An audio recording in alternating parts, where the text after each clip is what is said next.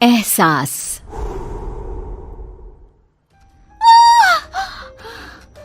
फिर एक सपना, उसके पूरे होने का डर। क्यों ये सब क्यों हो रहा है मेरे साथ? क्यों? प्रीति और उसके सपने, अनकहे अनजाने, कुछ राज समेटे हुए। ये कहानी शुरू होती है बंगाल के एक छोटे से शहर वीरानगंज से, जहाँ प्रीति अपने परिवार के साथ रहती थी। उसे बचपन से ही अजीबोगरीब एहसास हुआ करते थे, जिसके होने की वजह से वो आज तक अनजान थी। क्या हुआ बेटा, तू चीखी क्यों? बड़ी माँ, सपने में एक काले कपड़े पहना आदमी हाथ में खंजर लिए मेरे पीछे भाग रहा था। मैं चीखती हुई भाग रही थी और तभी मेरी नींद टूट गई। वो काले कपड़े वाला आदमी कौन होगा बड़ी माँ? ये सब कुछ नहीं होता बेटा, बस एक सपना था। वो इंसान है हम, तो सपने तो आएंगे ही ना। इन चीजों में दिमाग मत लगाया कर, सो जा। रूपा प्रीति को सांत्वना देकर कमरे से बाहर तो आ जाती है, पर उसका मन भी डर से भर जाता है। इतिहास अपने आप को दोहरा रहा है। हे देवी माँ, मेरी बच्ची की रक्षा करना। अगली सुबह प्रीति रोज की तरह कॉलेज के लिए निकलती है। रास्ते में उसकी नजर हूबहू वैसे ही आदमी पर पड़ती है जिसे उसने सपने में देखा था। उसका चेहरा बिल्कुल काला और आंखें लाल थी। वो अपनी आंखें बड़ी बड़ी कर प्रीति को देखता है। बड़ी माँ मानती ही नहीं है। लो, वही आदमी दिख गया। अब मैं क्या करूं? भगवान मेरी रक्षा करना। प्रीति जैसे ही ये बात कहकर पीछे मुड़ती है, वो आदमी अचानक ही गायब हो जाता है। मेरा हाथ, बहुत जलन हो रही है। प्रीति क्या देखती है कि उसके हाथ में हर तरफ नोचने के निशान थे। ये अचानक मेरे हाथों पर खरोच के निशान कैसे आ रहे हैं? लग रहा है किसी ने बेरहमी से नोचा है। बहुत दर्द हो रहा है। कॉलेज पहुंचते ही कोई क्रीम लगाती हूँ।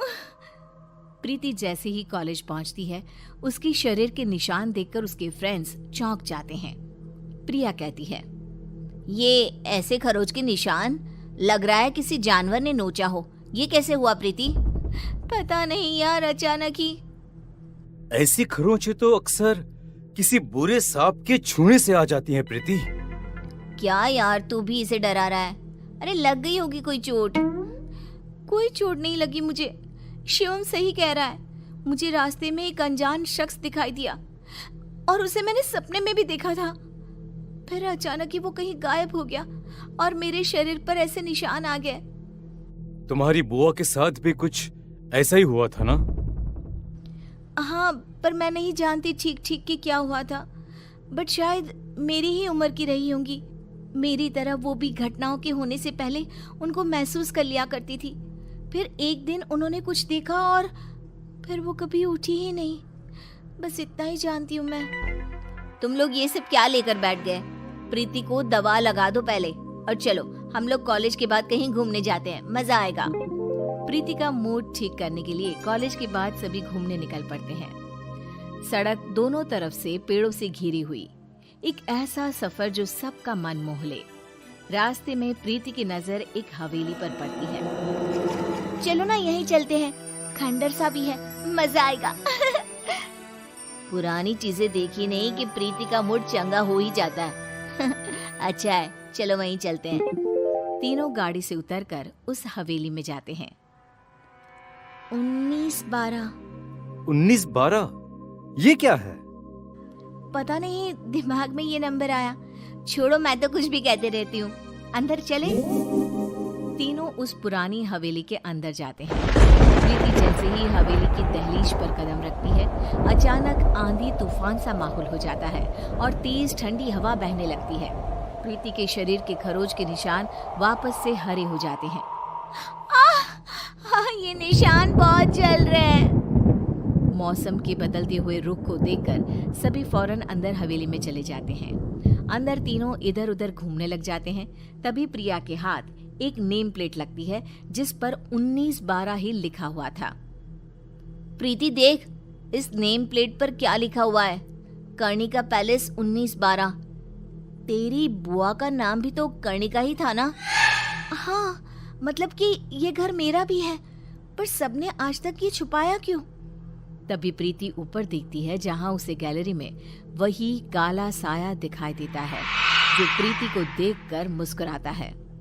देखो फ्रेंड्स, वही काला साया है ऊपर। सभी ऊपर देखते हैं पर ऊपर कोई नहीं होता। कहाँ गया? अभी तो यही था। मुझे कुछ एहसास हो रहा है फ्रेंड्स, लगता है मानो इसी हवेली में मैं रही हूँ, पहले, बहुत पहले। तभी अपनी आंखों के सामने प्रीति को कुछ चीज दिखाई देनी शुरू होती है। वो देखती है कि उसकी बुआ उसी अनजान आदमी के साथ कोई तंत्र साधना कर रही है। तुमने जो कहा मैंने किया ना, अब तो मुझे जाने दो ना। नहीं कर्णिका, अब तुम पूरी तरह से मेरी हो। ये कहते ही वो आदमी कर्णिका को छूता है और कर्णिका का शरीर पूरी तरह काला पड़ जाता है और वो मर जाती है और वापस से प्रीति को सब कुछ पहले की तरह नॉर्मल दिखने लग जाता है। ये सब क्या है? बुआ जी क्यों उस आदमी के साथ थी? कौन है वो? तभी शिवम और प्रिया के सामने भी वो अनजान आदमी आ जाता है। कैसी हो कर्णिका?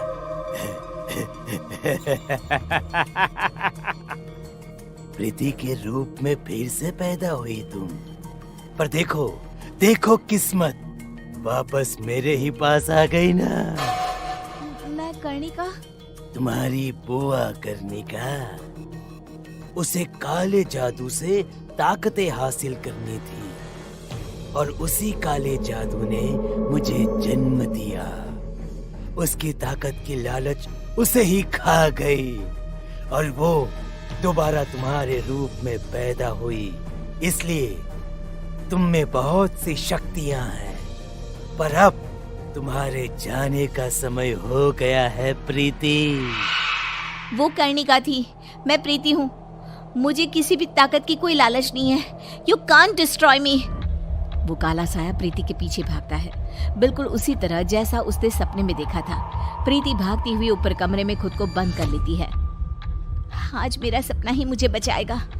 प्रीति अपने सपने को याद करती हुई कमरे के एक कोने में पड़े एक मटके को निकालकर जमीन पर छोड़ देती है और साया गायब हो जाता है।